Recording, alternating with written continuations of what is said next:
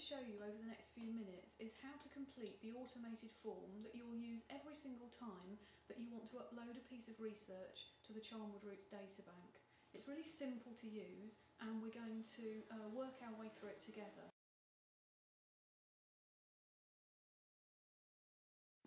Okay, so here's the form.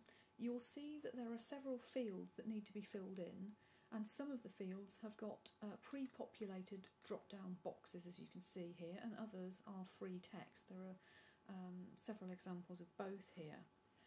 I'm going to show you two different entries. The first one is a medieval document held by the Record Office. So I'll begin by adding this document, which details the bounds and divisions of Charnwood Forest in the 13th to 14th centuries. The document is held at the Record Office at Wigston, so first of all I'm going to the first drop-down box to find the relevant entry here, which is this one, Record Office of Leicester, Leicestershire and Rutland, and that's the acronym there. And the document reference that I'm going to enter is the Record Office reference, which is in this case DE40 29. So you will put whichever relevant reference relating to your particular document. The document date, in this instance, we can't date it very precisely, so I'm going to put 13th to 14th century. If you have a more precise date, then please put it, but it's perfectly okay to indicate your date like this. It's also perfectly okay to put a question mark if you're uncertain. The document type, it is a record of the bounds of Charnwood on the reverse of a charter, so I'm actually going to put reverse of charter in here. We then get to the field relating to nil return, and this is an important field. At the end of the project it will help us to determine whether a particular piece of research hasn't been uploaded to the databank because it doesn't exist. So for example, if you were asked to work on coal mining and there was no coal mining in Charlie, you might already know this, but the person who will be compiling the VCH parish history for Charlie may not. So submitting a nil return will ensure that they will know it simply wasn't missed. In this case there is no nil return, so we're just going to leave that as no. Now put in today's date, and again in any format you choose, that's absolutely fine. So now I'm going to come up to the boxes on the right, and you'll find that the first three boxes relate to the VCH section, subsection and categories that you will no doubt be becoming familiar with from your handbook. Now we need to be able to easily sort this data in the databank at the end of the project, so we'll ask you to categorise your data. You can use the handbook to help you to do this before you become very familiar with the section details that you need to enter.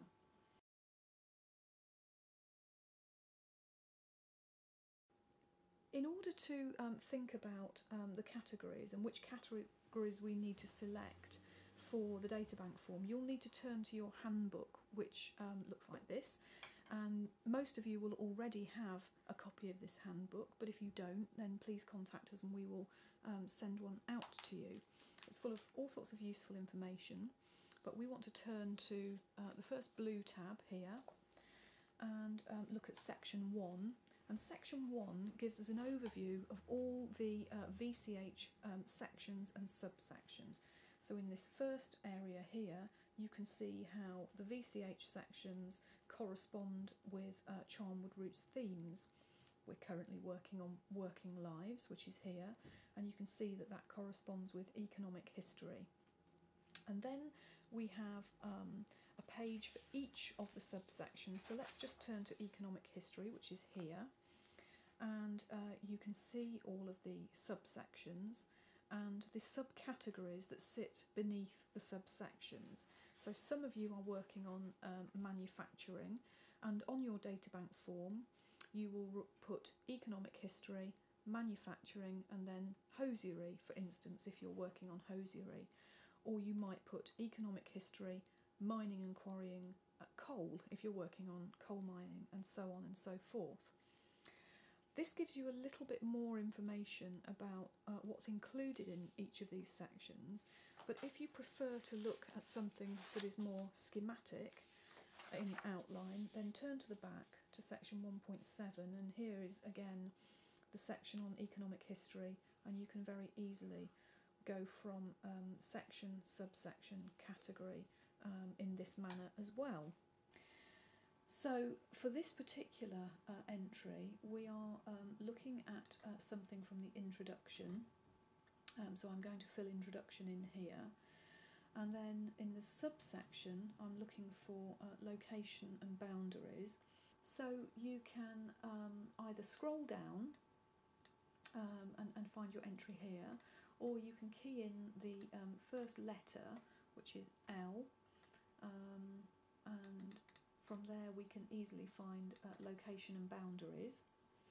And then finally, in the final category, again I'm just going to put in P for parish boundaries, which you'll have found using your handbook, and we've got our 3 sections completed.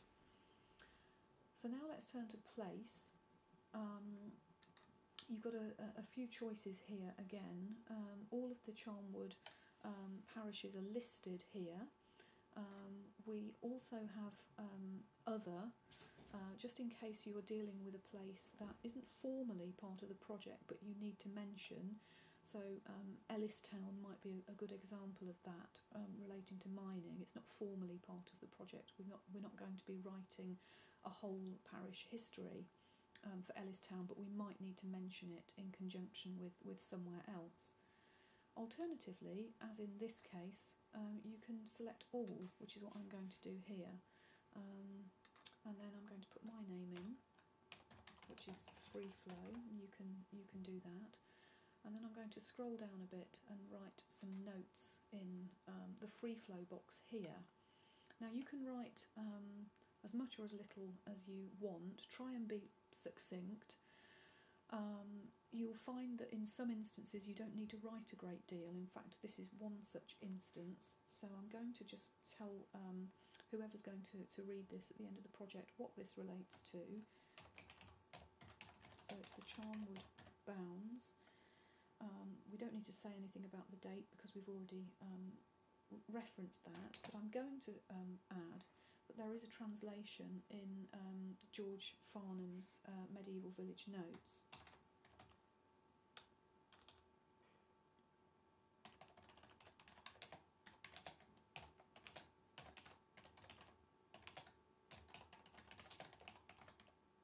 Okay, so we don't need to say very much more about that. If we drop down to the bottom of the form, you'll see that there is space for additional data, and here in fact I'm just going to make a note of the details of the translation. So I'm going to put in the author name, the title, which I'm going to abbreviate because this is so well known I don't really need to put in the full title. If it's something more obscure, please do put in as much of the title as possible. And that's everything that I want to record for this particular entry. So when we come to upload this to the Databank, you will want to add a copy of the photograph associated with that, and we'll show you how to do that when we look at the Databank itself. But for now, I want to show you how to save this completed form, because you might not want to add it straight to the Databank. You might want to save up half a dozen or more forms and put them all on the Databank in one go. So what we're going to do now is we're going to, it's really a simple process. We're going to go to File, Save As here, which I'm going to click. And in this instance I'm going to save this form as DB2, form number 2, Charnwood bounds. You can see that I've had a go at doing this before and I've already had a practice run, so I'm going to just now save that one, and that's it. That's all you need to do. You don't need to worry about what you are calling each individual file, but you will, if you're not going to put it straight onto the databank, you will need to be able to recognise what is on each form before you upload it, so that it all makes sense when it goes onto the databank. And that's it. For our second example, we're going to look at creating a form, completing a form for a trade directory entry. Now, it's important that you go back to your blank form when you do this. Try not to get into the habit of overwriting the last form that you've produced, otherwise you might run into difficulties by not spotting something that has been written at the bottom of the form, for instance, and you might end up leaving that on accidentally. So it's a good habit to get into, to select a blank form for this new entry. Okay, so we're going to look at a trade directory here. This one is Rights Directory for 1894, as you can see on the spine. Its unique reference is here. We're going to look at an entry for ANSTI. Do take a few minutes just to familiarise yourself with the layout of the trade directories. Here you can find ANSTI in a section with other parishes that are of a 6-mile radius around Leicester. There's all sorts of information in here. Read through it all and pick out the salient points. So you might want to focus, for instance, on elements regarding the church architecture. There's information on non-conformity here and education. And then further on we can see information on what people are actually doing, their occupations. If we turn the page, we have an even more detailed listing. So we move from beer retailers through to carriers, and you'll be able to make a total of each of these and to see the kinds of occupation that people had in 1894 in ANSTI.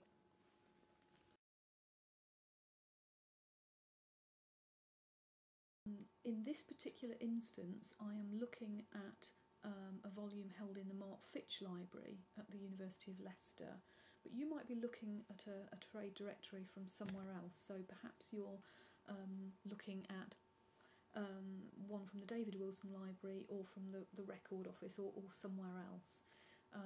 If you are looking at trade directories online, just put other archive and then you can write down where your source material has come from in the notes box, but I'm just going to put Mark Fitch in here.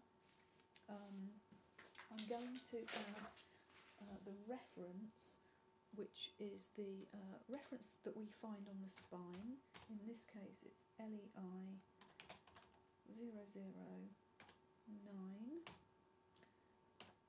WRI. Okay, and of course its date is 1894. It's a trade directory. So I'm filling these in using the free flow boxes again. We don't need to worry about nil return, and again I'm going to put in today's date, and then I'm going to move on to the VCH sections. Now this is where it becomes a little bit trickier for the trade directories, because we're going to actually put in quite a lot of information. Some of it will relate to particular sections such as economic history. Other elements might relate to different sections in the VCH guide, such as religious history, for instance. So do think about the fact that you might need to create more than one form for trade directory entries. But first of all, I'm going to enter some information about religion. So I'm going to select religious history, and then I'm going to select the church, and finally I'm going to select the church architecture here. I'm going to select ANSTI because that's what we're looking at, And again, I'm going to put my name in here. So you'll have written down quite a lot of information having looked at your trade directory, but in this instance all I'm going to write in here will be the information about the church architecture.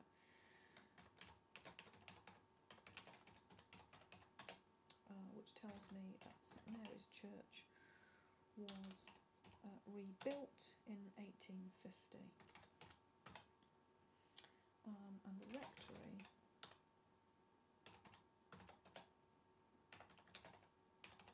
was built in 1871.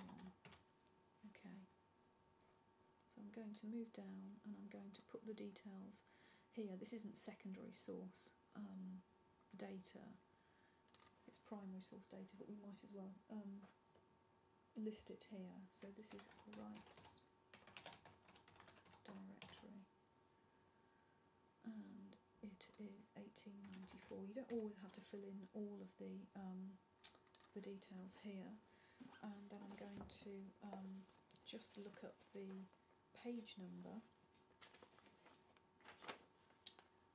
which is in fact page 361. Okay, and that's all I want to put on this entry. So I'm now going to save as again.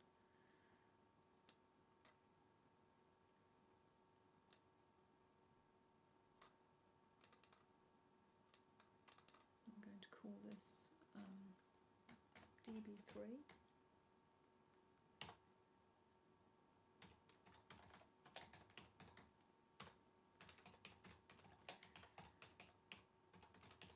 To make it very clear that when I come back to this, that I know what it relates to. Okay, so I'm going to close that form down now. Okay, so I'll fill in just one more to show you. We'll have a look at the retail side of the trade directory entry here. So again, I'm going to select Martfitch Library, and I'm going to put in the same reference again, which is LEI 009 WRI. This just helps whoever's looking at this to get back to the original document if they want to. It's 1894, and again it's a trade directory. We're going to put in today's date.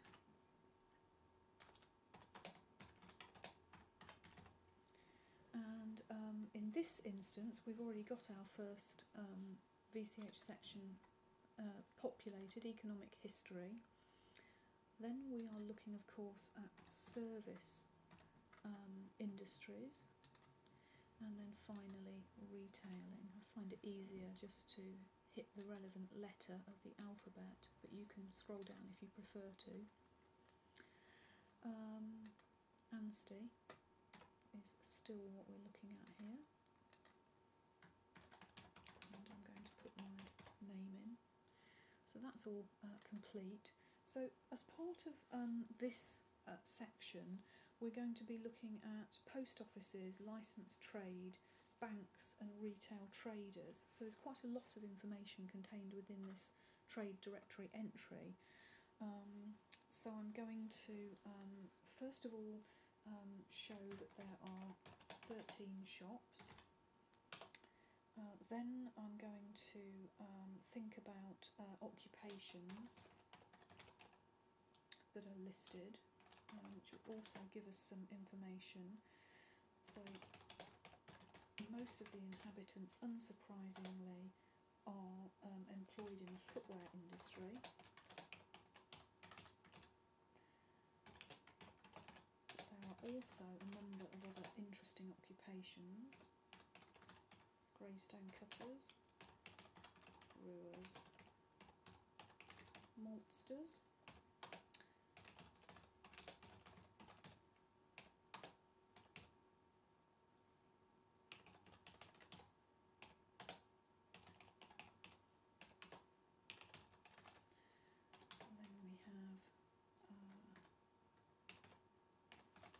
Drapers, 8 dressmakers, not 80, just 8, farmers and braziers. So we're getting a sense of the type of community this is.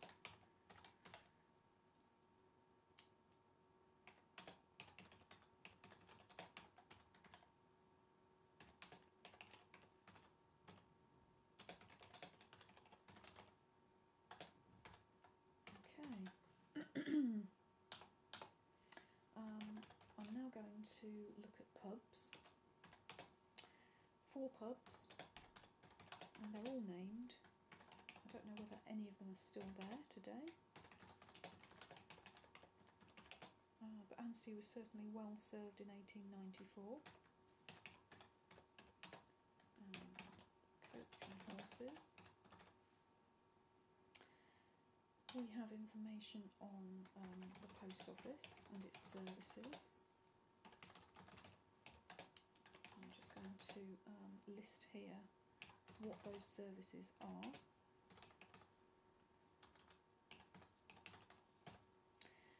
And finally, I'm going to enter the information about carriers and carrying services. There are 3 daily to Leicester. Okay, so you can see that in this instance we've entered quite a lot of information. And again, I'm just going to fill in the information at the bottom.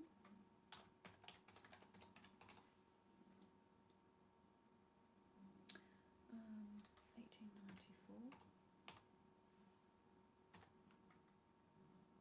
And again, I'm going to put in the page number,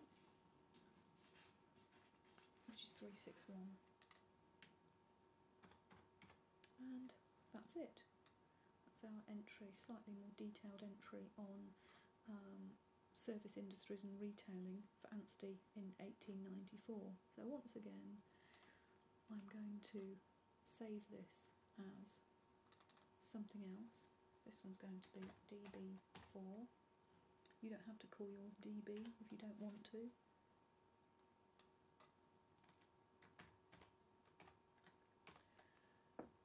And oh, I've got caps lock on, which is not very good.